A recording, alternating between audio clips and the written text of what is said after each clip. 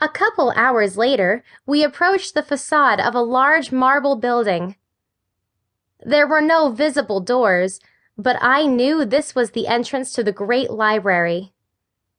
A statue of Justice stood on one side, blindly holding her scale aloft, while on the other side stood a statue of Plato, extending a rolled manuscript towards those that would seek knowledge. I shivered. This place was full of magic, ancient magic, the kind that made people talk about the old gods and the ancient traditions. Wow, Donovan whistled at my elbow. This is some place. What's that on the fascia? I looked up. That's how Hypatia was murdered, I told him. She got caught in political and religious crossfire and was murdered by Christians.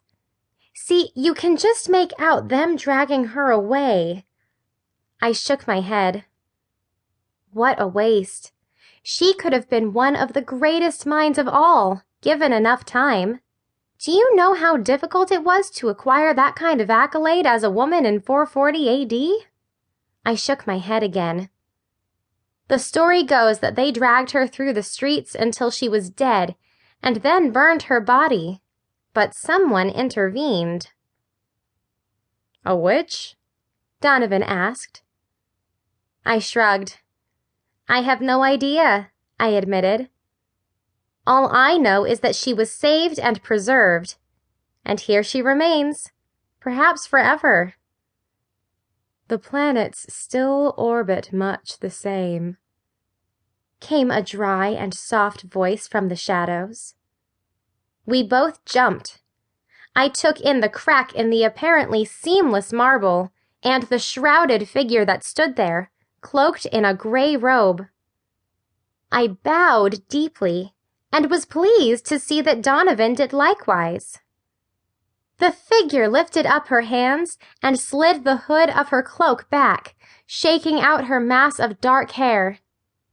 Beside me, I could hear Donovan gasp.